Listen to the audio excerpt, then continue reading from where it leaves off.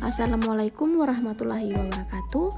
Perkenalkan, nama saya Nunung Indrasari dengan NIM F2019-01049, kelas C2 Farmasi, Fakultas Sains dan Teknologi, jurusan S1 Farmasi, Universitas Mandala Waluya Kendari.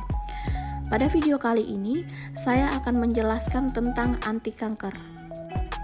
Adapun pokok pembahasannya, yang pertama, definisi kanker, yang kedua jenis-jenis kanker, yang ketiga mekanisme kerja obat anti kanker, yang keempat penyebab kanker, yang kelima sel-sel kanker, yang keenam obat-obat anti kanker, dan yang terakhir gambar sel kanker. Langsung saja, yang pertama definisi kanker.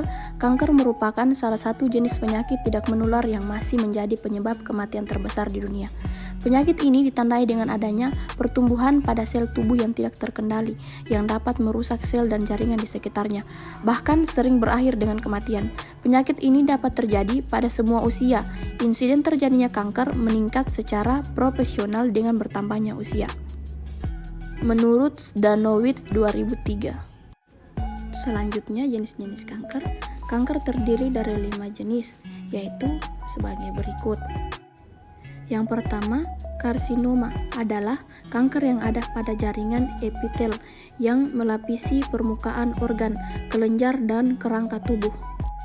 Yang kedua, leukemia atau kanker darah adalah kanker pada sumsum tulang yang menghambat produksi sel darah merah, sel darah putih, dan trombosit.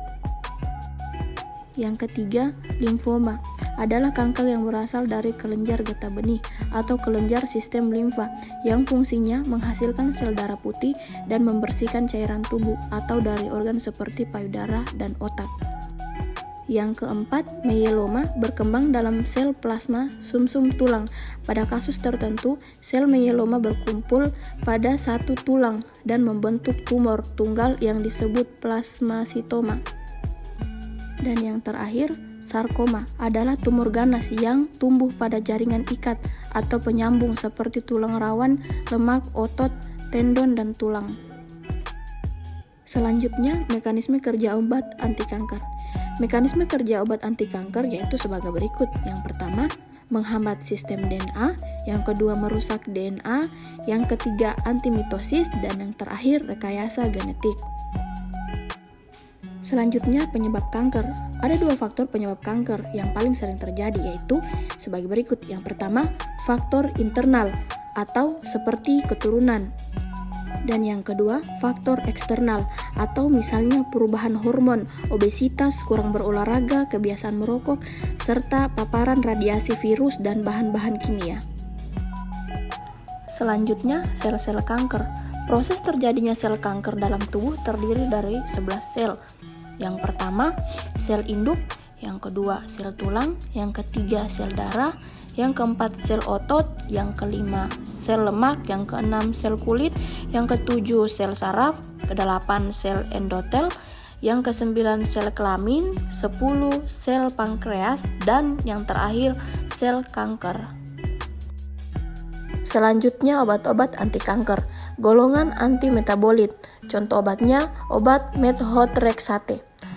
Methotrexate adalah obat untuk mengatasi kanker seperti kanker payudara, koriokarsinoma, leukemia, kanker tulang, limfoma, atau mycosis fungoides. Selain itu, obat ini juga bisa digunakan dalam pengobatan penyakit autoimun seperti psoriasis, rheumatoid arthritis, penyakit CORD atau lupus.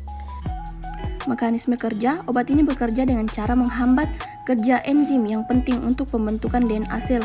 Dengan begitu, proses replikasi dan pertumbuhan sel dapat diperlambat atau berhenti. Selanjutnya, gambar sel kanker. Contohnya, sel kanker pada otak. Kanker otak adalah kanker yang terjadi ketika sel-sel di jaringan otak tumbuh secara abnormal dan tidak terkendali dan membentuk sebuah massa atau tumor.